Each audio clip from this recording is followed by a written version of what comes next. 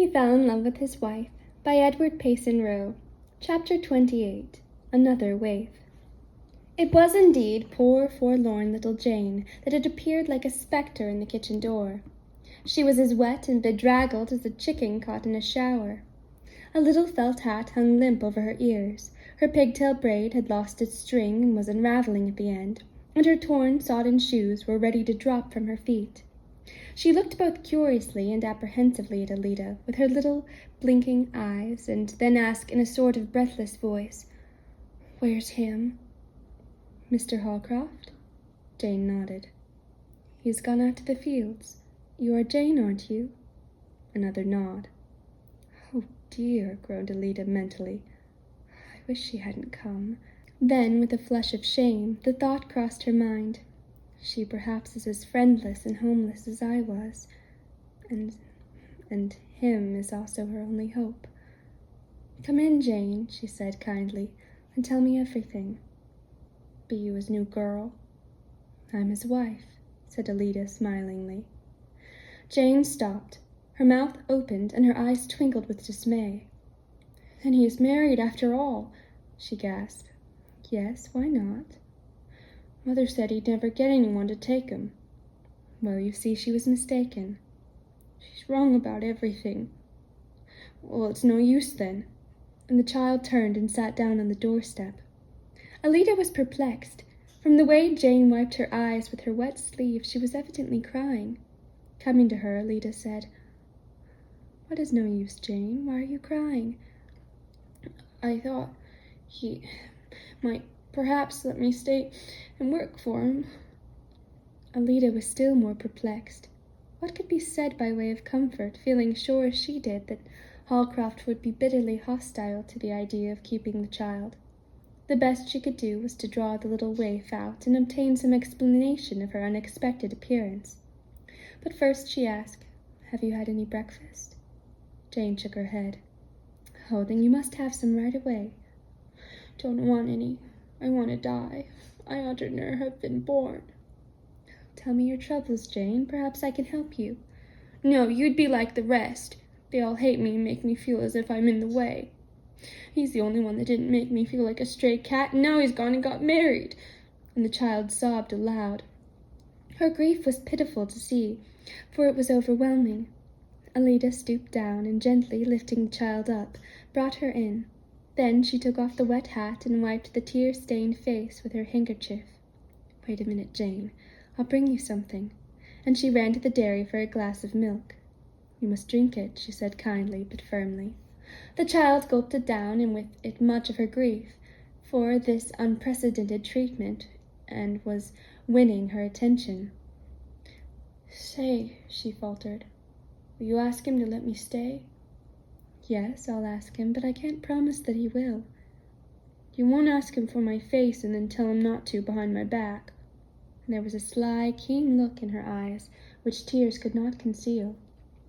"No," said 𝚑𝚑 gravely, "that's not my way."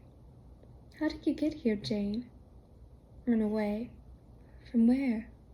"Poorhouse." 𝚑𝚑 drew a quick breath and was silent a few moments. Is your mother there?" she asked at length. "Yes. They wouldn't let us visit round any longer." "Didn't your mother or anyone know you were coming?" Jane shook her head. 𝚑𝚑 felt that it would be useless to burden the unhappy child with misgivings as to the result, and her heart softened toward her as one who in her limited way had known the bitterness and dread which in that same almshouse had overwhelmed her own spirit.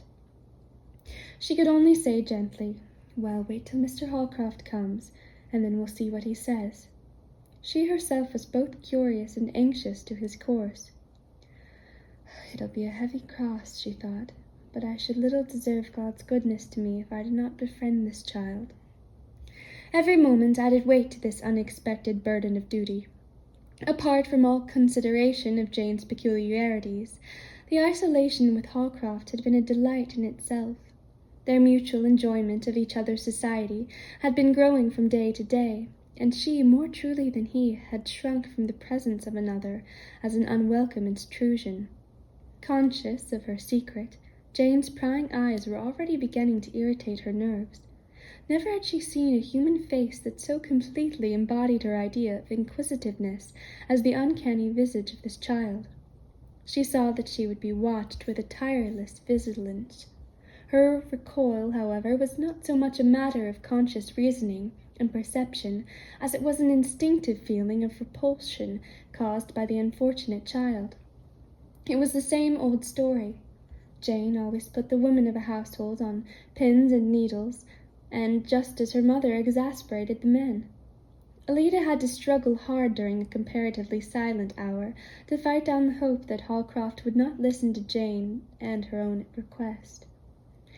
As she stepped quickly and lightly about in her preparations for dinner, the girl watched her intently. At last she gave voice to her thoughts and said, "If Mother had only worked round smart as you, perhaps she'd have hooked him, stidder you." Alida's only reply was a slight frown, for the remark suggested disagreeable images and fancies. "How can I endure it?" she sighed. She determined to let Jane plead her own cause at first, thinking that perhaps this would be the safest way. If necessary, she would use her influence against a hostile decision, let it cost in discomfort what it may. At a few moments before 12, the farmer came briskly toward the house, and was evidently in the best of spirits. When he entered and saw Jane, his countenance indicated so much dismay that Alida could scarcely repress a smile. The child rose and stood before him like a culprit awaiting sentence. She winked hard to keep her tears back, for there was no welcome in his manner. She could not know how intensely distasteful was her presence at this time, nor had Holcroft himself imagined how unwelcome a third person in his house could be until he saw the intruder before him. He had only felt that he was wonderfully contented and happy in his home, and that Jane would be a constant source of annoyance and restraint. Moreover, it might lead to visitation from Mrs. Mumpson, and that was the summoning of earthly ills. But the child's appearance and manner were so forlorn and deprecating that words of irritation died upon his lips. He gravely shook hands with her, and then drew out the story which Alida had learned. "My Jane," he exclaimed, frowning, "Mr. Watterly will be scouring the country for you. I shall have to take you back right after dinner." "I kinder hoped," she sobbed, "that you'd let me stay. I'd stay in the barn if I couldn't be in the house. I'd just as soon work outdoors, too." "I don't think you'd be allowed to stay," said the farmer with a sinking heart. "And then perhaps your mother would be coming here." "I can't stand Mother no more'n you can," said the girl through her set teeth. "I ought never been born, for there's no place for me in the world." Holcroft looked at his wife, his face expressive of the utmost annoyance, worry, and irresolution. Her glance was sympathetic, but she said nothing, feeling that if he could make the sacrifice from his own will, he should have the chance. "You can't begin to know how much trouble this may lead to, Jane," he resumed. "You remember how your mother threatened to take the law upon me, and it wouldn't be possible for you to stay here without her consent." "She oughtn't to consent. I'll make her consent," cried the child, speaking as if driven to desperation. "What's she ever done to me but teach me mean ways? Keep me or kill me, for I must be in some place where I've a right to be, away from Mother. I've found that there's no sense in her talk, and it drives me crazy." Although Jane's words and utterances were strangely uncouth, they contained a despairing echo which the farmer could not resist. Turning his troubled face to his wife, he began, "If this is possible, Alida, it will be a great deal harder on you than it will be on me. I don't feel that I would be doing right by you unless you gave your consent with the full knowledge of, then please let her stay. If it is possible, she seems to need a friend and home as much as another that you heard about." "There's no chance of such a blessed reward in this case," he replied with a grim laugh. Then, perplexed, he continued to Jane, "I'm just as sorry for you as I can be, but there's no use of my getting my wife and self in trouble, which in the end will do you no good. You are too young to understand all that your staying may lead to." "It won't lead to Mother's coming here, and that's the worst that could happen. Since she can't do anything for me, she's got to let me do for myself." "Alida, please come here with me in the parlor for a moment. You stay here, Jane." When they were alone, he resumed, "Somehow I feel strangely unwilling to have that child live with us. We were enjoying our quiet life so much. Then you don't realize how uncomfortable she will make you, Älida." "Yes, I do." "I don't think you can, yet. Your sympathies are touched now, but she'll watch you and irritate you in 100 ways. Don't her very presence make you uncomfortable?" "Yes." "Well, then she can't stay," he said decidedly. "This is your home, and no one shall make you uncomfortable." "But I should be a great deal more uncomfortable if she didn't stay," Älida interrupted. "I should feel that I did not deserve my home. Not long ago my heart was breaking because I was friendless and in trouble. What could I think of myself if I did not entreat you in behalf of this poor child?" "Thunder!" ejaculated Holcroft. "I guess I was rather friendless and troubled myself. I didn't know the world had in it such a good friend as you've become, Älida." "Well, well, you've put it in such a light that I'd almost be tempted to take the mother also." "No," she replied, laughing. "We'll draw the line at the mother. Well, I'll take Jane to town this afternoon, and if her mother will sign an agreement to leave us all in peace, we'll give up our cozy old comfort of being alone. I suppose it must be a good deed, since it's so mighty hard to do it," he concluded with a wry face, leading the way to the kitchen again. She smiled as if his words were already rewarding her self-denial. "Well, Jane," he resumed, "Mrs. Holcroft has spoken in your behalf, and if we can arrange matters so that you can stay, you will have her to thank chiefly. I'll take you back to the poorhouse after dinner, so it may be known what's become of you. Then, if your mother will sign an agreement to make no trouble and not come here, we'll give you a home until we can find a better place for you." There was no outburst of gratitude.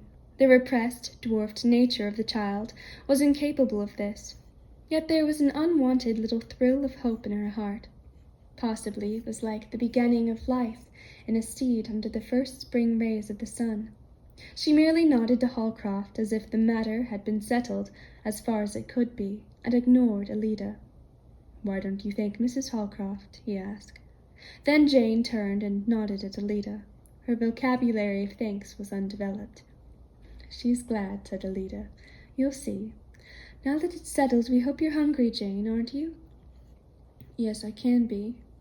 Can I help you put things on the table?" "Yes." Holcroft looked at the two for a moment, and then shook his head as he went up to his room. "I thought my wife was nice and pleasant-looking before," he thought, "but she's like a picture beside that child. Well, she behaved handsomely. Tom Watterly didn't tell half the truth when he said she was not of the common run.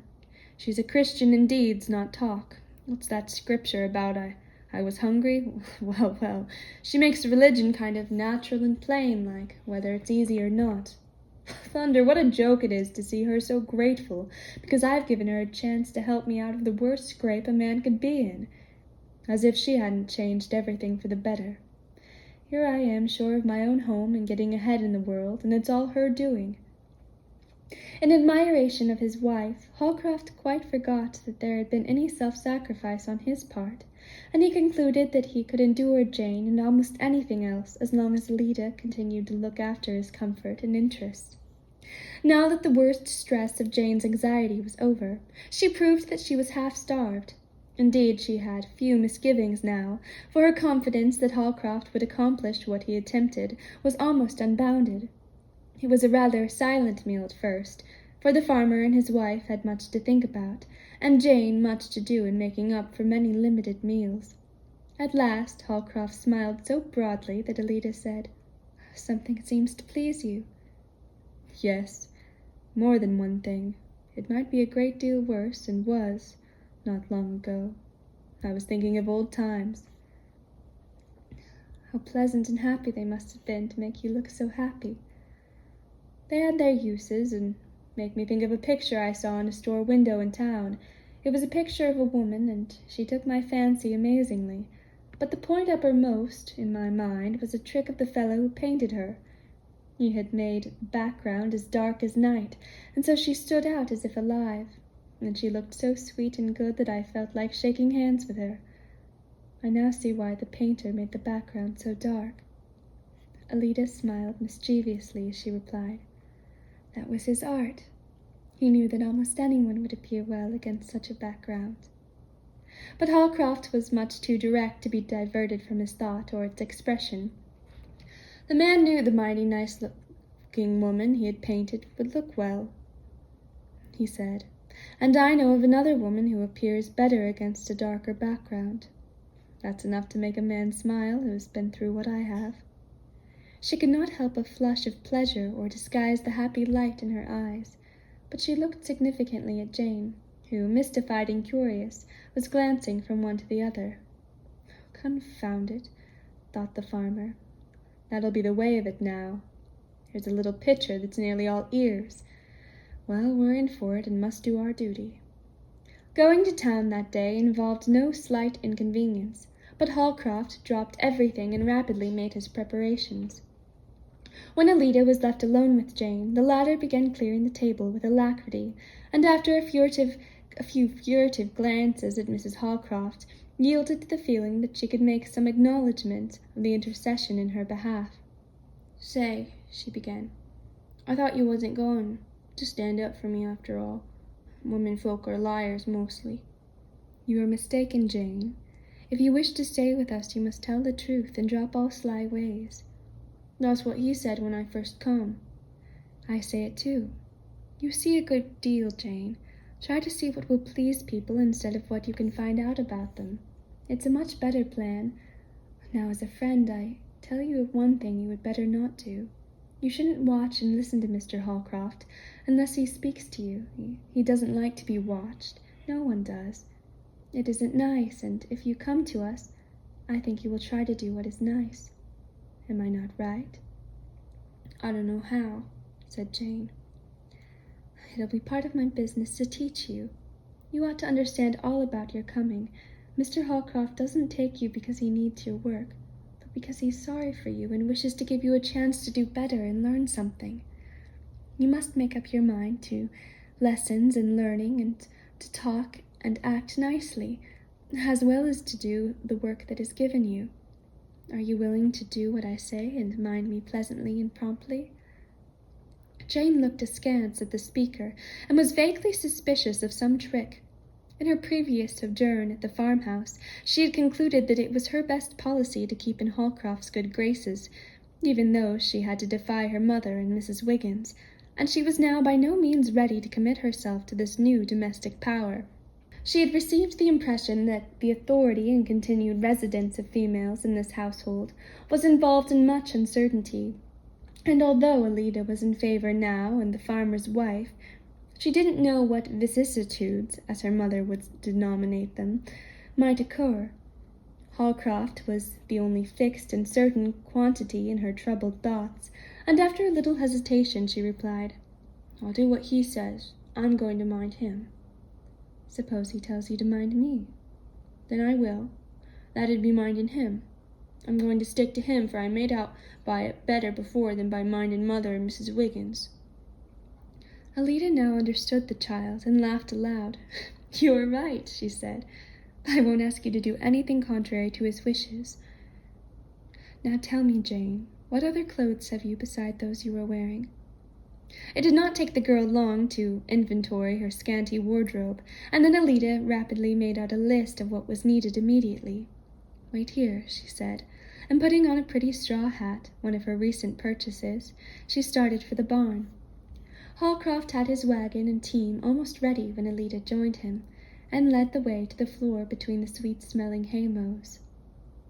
"One thing leads to another," she began, looking at him a little deprecatingly. "You must have noticed the condition of Jane's clothes." "She does look like a little scarecrow, now I come to think of it," he admitted. "Yes, she's not much better off than I was," Ellida returned, with downcast eyes and rising color. Her flushing face was so pretty under the straw hat, and the dark mow as a background brought out her figure so finely that he thought of the picture again and laughed aloud for pleasure. She looked up in questioning surprise, thus adding a new grace. "I wish that artist fellow was here now," he exclaimed. "He could make me another picture that would suit me better than the one I saw in town." What nonsense! She cried, quickly averting her face from his admiring scrutiny. Come, I'm here to talk business and you've no time to waste. I've made out a list of what the child actually must have to be respectable. You're right, 𝚫𝚑𝚐, said the farmer, becoming grave at once over a question of dollars and cents. As you say, one thing leads to another, and if we take this girl, we must clothe her decently.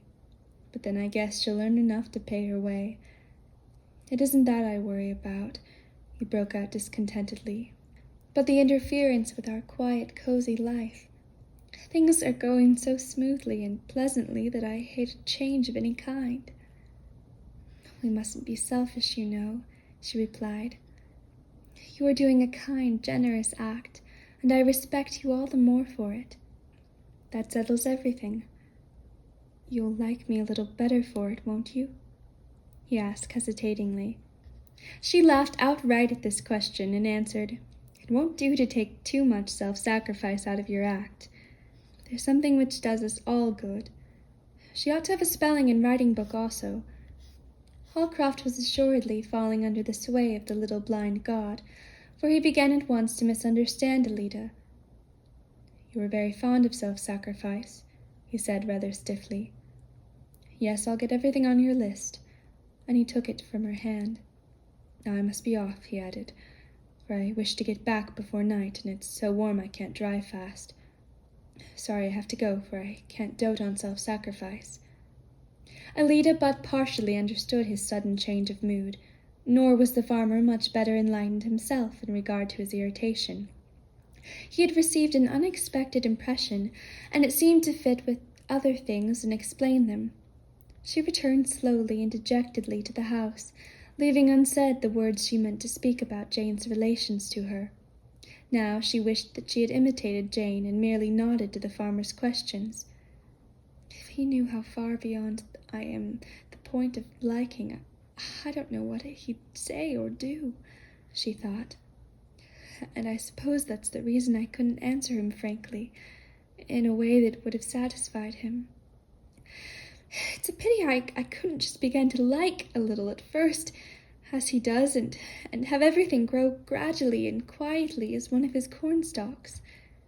That's the way I meant it to be. But when he stood up for me and defended me from those men, my heart just melted. And in spite of myself, I felt I could die for him. It can't be such an awful thing for a woman to fall in love with her husband, and yet I'd rather put my hand in the fire than let him know how I feel. Oh dear, I wish Jane hadn't been born, as she said. Trouble is beginning already, and it was all so nice before she came. In a few moments Holcroft drove up. 𝚫𝚑𝚐 stood in the door and looked timidly at him. He thought she appeared a little pale and troubled, but his bad mood prevailed, and he only asked briefly, Can I get something for you? She shook her head. Well, goodbye then. And he drove away with Jane, who was confirmed in her line of policy. She's afraid of him too, thought the child. Mind her, guess not, unless he says so. She watched the farmer furtively and concluded that she had never known him to look more grim or be more silent even under her mother's blandishments. He's married this one, I suppose, to keep house for him, but he don't like her following him or being up forward any more than he did mother. Shouldn't wonder if he didn't keep her either, if she don't suit him. She needn't put on such airs with me, for I'm going to stick to him.